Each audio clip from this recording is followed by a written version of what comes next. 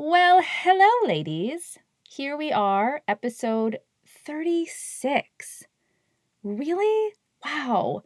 Time goes by when you're having fun, right? Isn't that what they say? Flying by. Anyway, I'm so excited to share this episode with you.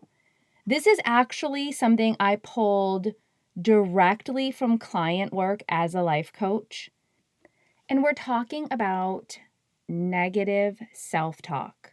You know, those things you say to yourself, you'd probably never say out loud, you'd never say to anyone else, but they are wreaking havoc on you.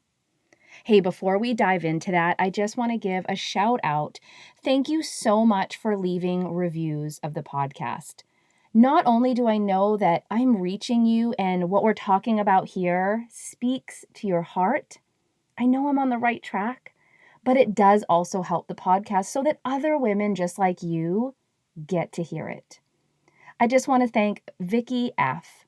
She said, engaging and like you're sitting with a good friend. I love Jennifer's guidance throughout the podcast. Her gentle and fun-loving nature create a lovely listening experience. Vicky, thank you so much. Like that just depicts exactly what I want to do here. So grateful. If you listen on iTunes and you want to leave a review, please make sure you scroll down to where the write a review option is. Go ahead, choose the number of stars.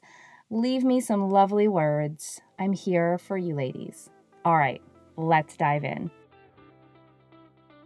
Welcome to the Health, Life, and More for Women podcast with certified life coach, mom of four, and just all-around lover of all things 80s, your host, Jennifer D'Amato. Buckle in. Let's get started. Hey ladies, all right, you know I like to keep things upbeat and positive, but the reality is this is a topic that we have to address. How do I know? Because I hear it all the time. I used to actually hear it in my own head all the time. You know those sentences that we say to ourselves? Your thighs are so fat. You don't know anything. You are absolutely going to fail at this. You know, you always screw things up.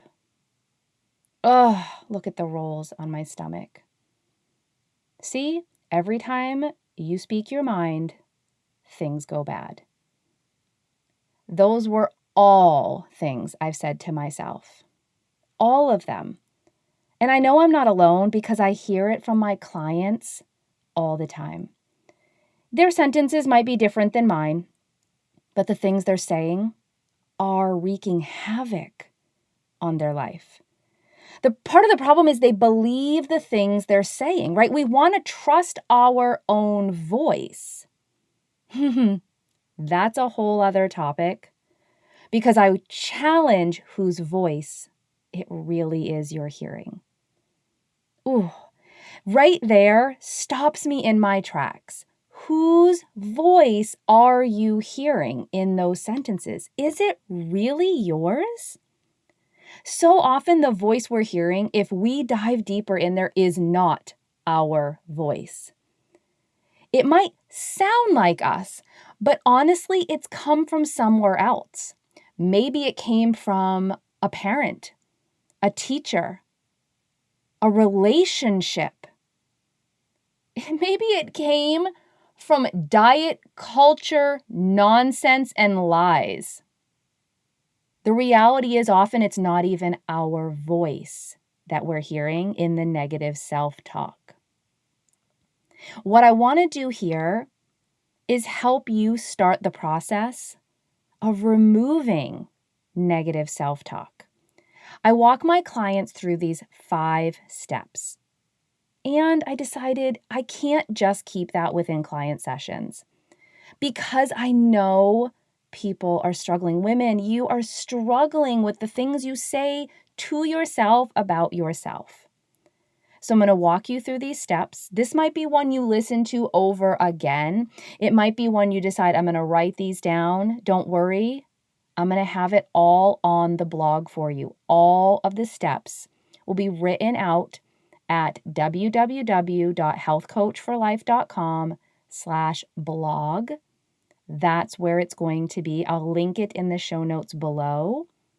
But let's dive in right now to the 5 steps to stopping negative self-talk. Okay, step number 1. This one's going to be a hard one. I want you to do a brain dump for 2 minutes, writing all the things you say about yourself. All the things you wish you didn't hear, but that you're hearing on a regular basis. Maybe it's about your body. Maybe it's about how you show up in relationships. Maybe it has to do with your career. Maybe it has to do with your past. Go ahead for 2 minutes and write all the things you say about yourself. And when you're done with that, I want you to go ahead and reread that list.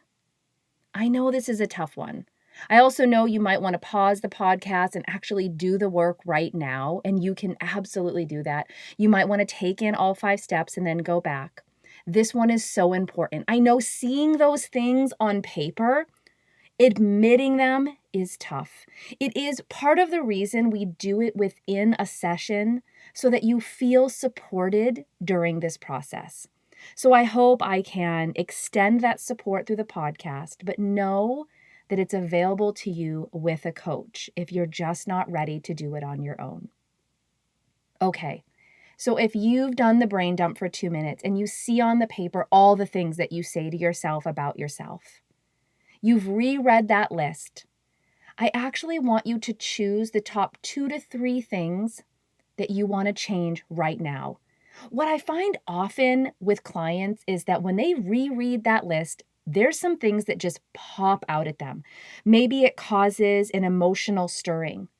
They tear up, they feel something. Maybe it's even anger at even seeing that on the paper. But generally what happens is there's 2 to 3 things that sort of pop out on the page.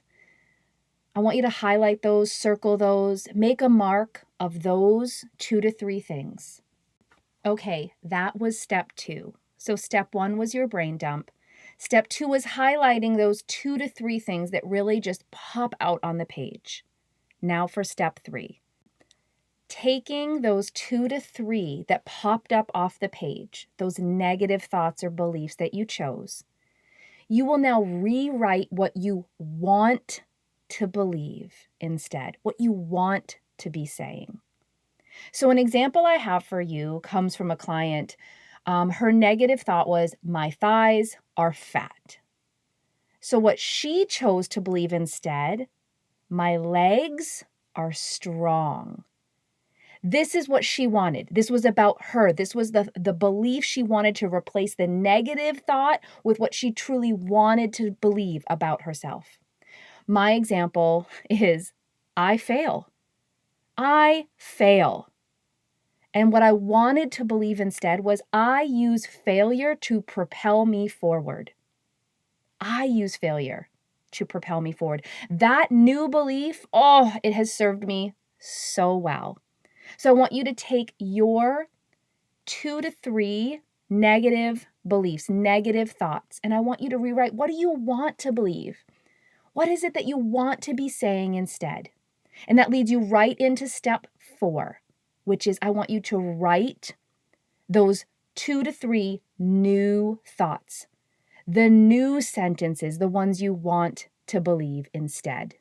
I want you to write them down. There's something amazing that happens in our brain when we put pen to paper. There really is.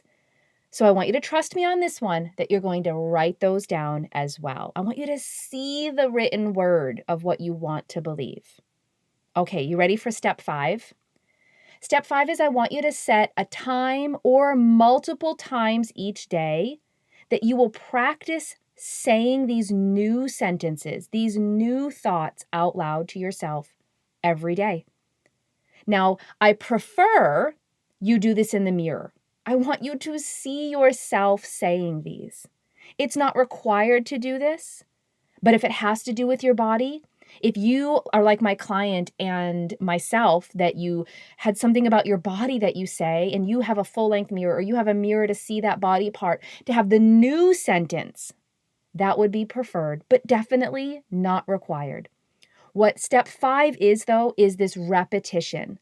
We need to replace the negative thought with the thought you want to believe about yourself.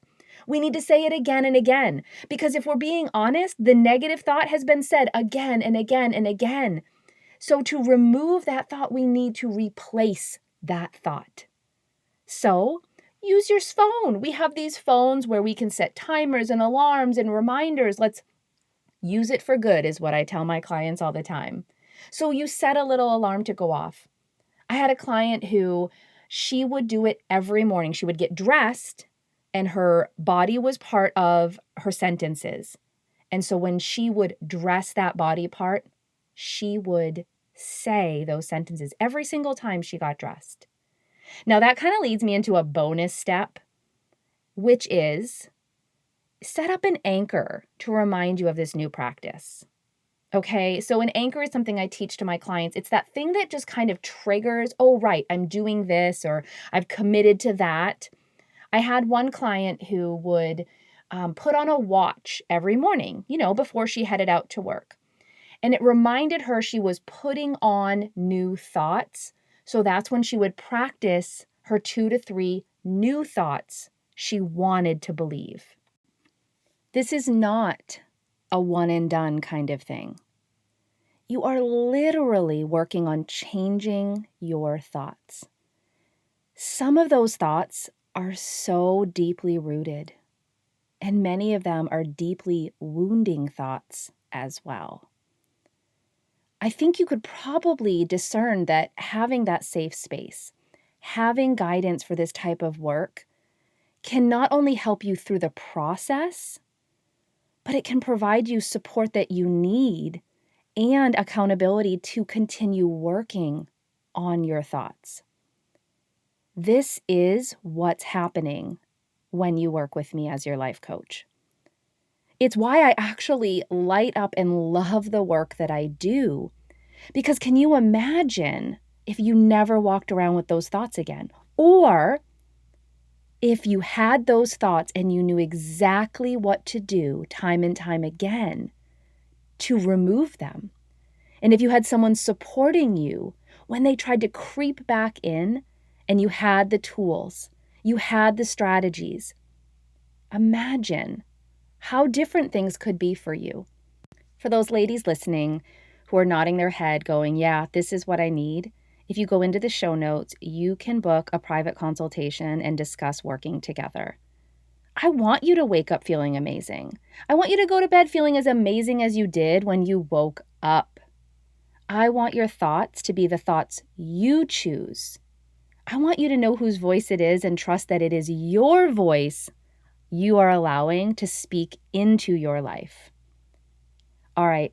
I hope that these steps, these 5 steps, plus my little bonus here, help you. I hope that you've walked through this exercise and that you've gained something from it. I love this work.